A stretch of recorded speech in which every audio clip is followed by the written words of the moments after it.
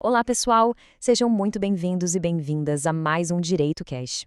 Hoje a gente vai mergulhar fundo em uma das leis mais cruciais para a administração pública no Brasil, a famosa Lei de Responsabilidade Fiscal, ou simplesmente LRF.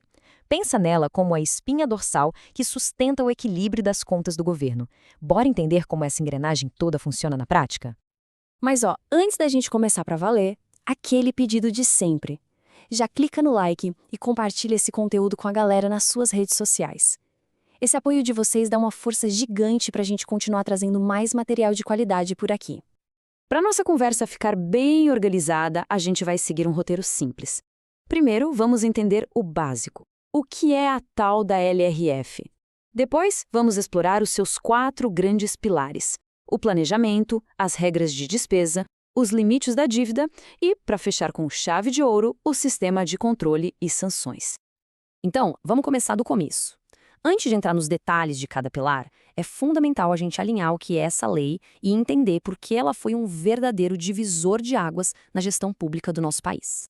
A Lei de Responsabilidade Fiscal, que na verdade é a Lei Complementar 101, lá do ano 2000, funciona como um verdadeiro manual de boas práticas para o governante.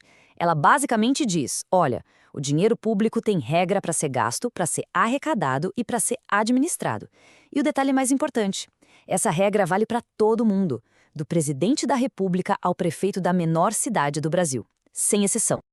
E o mais legal é que o espírito da LRF é muito mais o de prevenir do que o de punir. A ideia é forçar o gestor a sentar e planejar, a pensar nos riscos e a garantir que no fim do dia as contas fechem.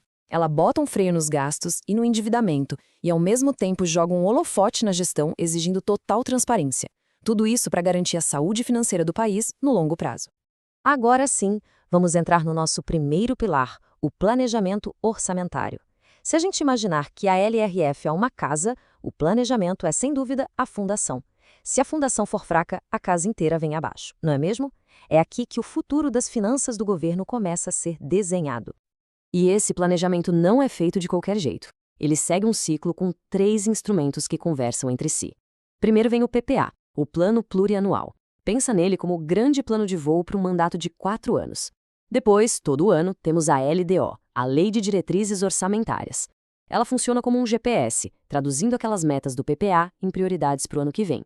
E, finalmente, a LOA, a Lei Orçamentária Anual, que é o orçamento na prática, a lista detalhada de onde o dinheiro vai vir e para onde ele vai.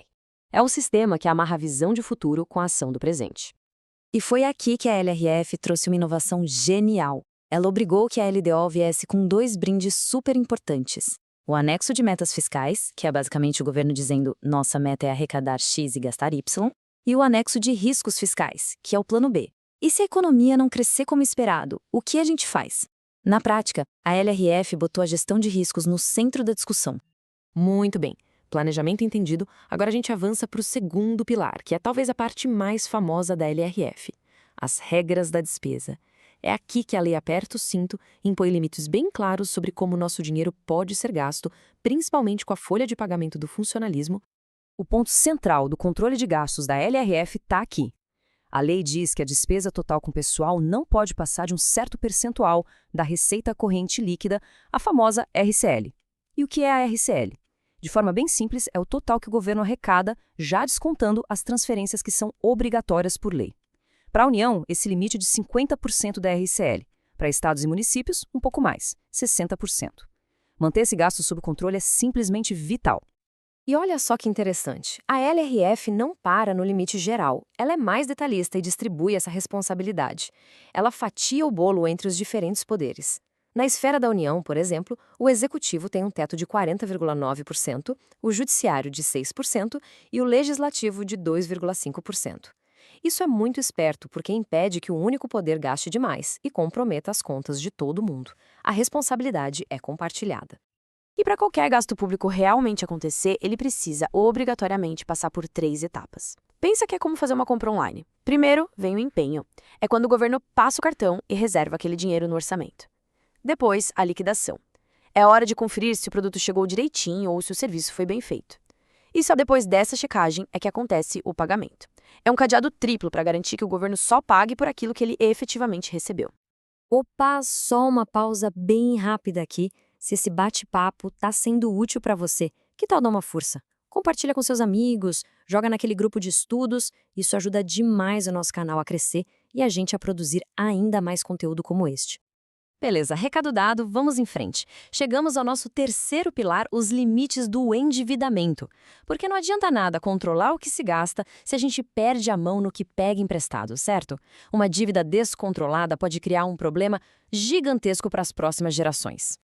A Lei LRF foca na chamada dívida pública consolidada, que, traduzindo, é o total de dívidas de longo prazo do governo. A lei determina que o Senado Federal, a partir de uma proposta do presidente, defina tetos globais para essa dívida. E tem teto para a União, para os estados e para os municípios. A lógica simples é criar uma barreira para que a dívida não vire uma bola de neve impossível de pagar.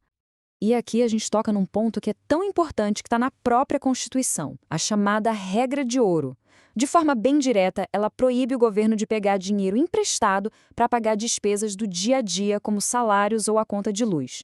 Empréstimos só podem ser usados para despesas de capital, ou seja, investimentos que geram um bem durável, como construir uma escola ou um hospital. É para garantir que a dívida de hoje vire patrimônio amanhã.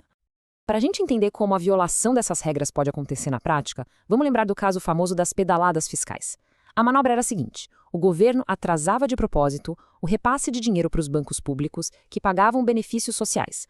Com isso, os bancos tinham que usar o próprio caixa para cobrir esses pagamentos, o que na prática funcionava como um empréstimo para o governo. Essa jogada foi vista como uma operação de crédito disfarçada, o que é proibido pelo artigo 36 da LRF. Chegamos ao nosso último pilar. A gente já viu as regras de planejamento, de gastos e de dívida. Mas e se alguém desobedecer? É aí que entra o pilar do controle e das sanções. Afinal, uma lei sem dentes para morder quem a descumpre não serve para muita coisa, né? E a LRF pega pesado nesse ponto. Aqui a gente vê os dois lados da moeda. De um lado, o gestor que cumpre o LRF tem as contas em dia, consegue crédito, investe e ganha a confiança da população. Do outro, quem descumpre enfrenta um cenário bem sombrio. Tem transferências bloqueadas, fica proibido de pegar empréstimos e o próprio gestor pode sofrer sanções, como até mesmo a perda do mandato. Na prática, a ideia das sanções é fechar a torneira do dinheiro para forçar o município ou estado a voltar para os trilhos. A principal punição é cortar as transferências voluntárias. Sabe aquele dinheiro de convênio para reformar uma praça ou construir uma creche? Então, esse dinheiro para de chegar. Além disso, o ente fica proibido de pegar novos empréstimos, o que o isola financeiramente. E para a gente fechar, fica aqui uma provocação para você pensar. Depois de mais de 20 anos de LRF, com tantos avanços e também tantas crises, será que ela cumpriu o seu papel? A gente pode dizer que hoje existe uma cultura de responsabilidade fiscal de verdade no Brasil? É uma pergunta que não tem resposta fácil e que com certeza rende muito debate.